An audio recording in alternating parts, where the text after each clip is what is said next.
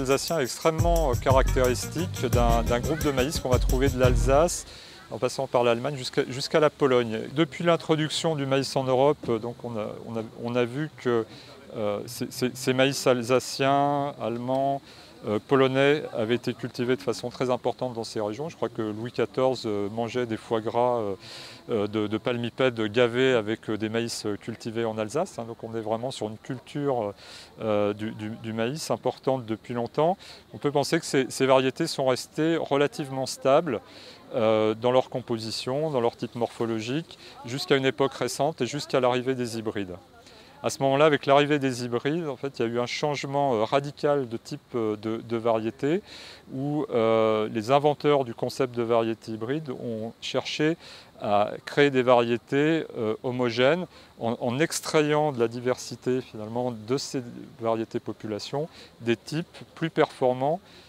En tout cas les types les plus performants qui pouvaient exister dans ces variétés. Et à ce moment-là, très concrètement, en France, on a eu un développement de lignées à partir de variétés traditionnelles qui ont été ensuite croisées à des lignées importées des États-Unis. Et cette combinaison des deux origines, donc lignée européenne et lignée américaine, ont conduit aux hybrides qui ont eu un très fort succès dans le nord de l'Europe. Un aspect important de notre travail, c'est de mieux comprendre les grandes lignes de la diversité, mieux comprendre quels sont les grands groupes qui peuvent exister, qu'est-ce qui ressemble à quoi, est-ce que tel maïs européen ressemble à un maïs européen, etc. Pour avoir une idée ensuite de là où on peut espérer trouver des choses qui n'ont pas encore été exploitées, des choses originales à intégrer dans les programmes de sélection. Un autre aspect de notre travail, c'est donc de comprendre quel est le déterminisme des caractères qu'on peut observer, qu'est-ce qui fait qu'un maïs va être petit, grand, résistant à l'averse, comment ça se traduit au niveau de ses gènes, pour pouvoir ensuite proposer des méthodes de sélection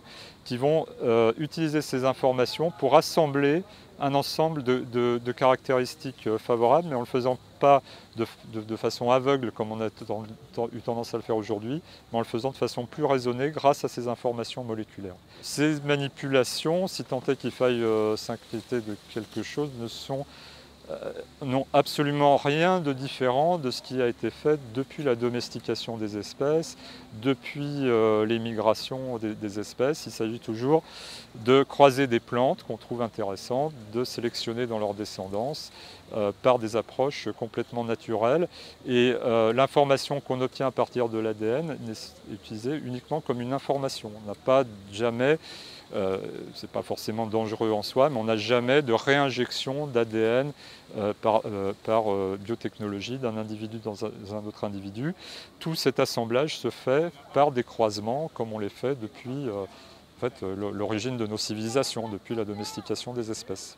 Au moment où on va développer une variété, comme on peut, grâce à ces approches, mieux la connaître quelque part, mieux connaître ses caractéristiques, on espère aussi, en collaboration avec des collègues agronomes, être capable de proposer des itinéraires culturaux, des pratiques culturelles plus spécifiques des variétés.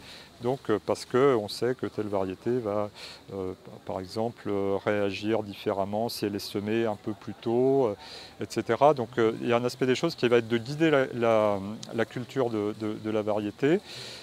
Après, il y a effectivement un enjeu qui est sans doute très important sur le diagnostic en cours de culture, et un certain nombre de collègues cherchent à mettre au point des outils de diagnostic de l'état d'une culture en s'appuyant sur des analyses moléculaires simplifiées qui impliquent une évaluation de l'expression des gènes. C'est-à-dire, l'idée peut être de trouver des gènes dont l'expression va être un signal qui va pouvoir être utilisé pour déclencher une irrigation, pour déclencher un traitement, etc.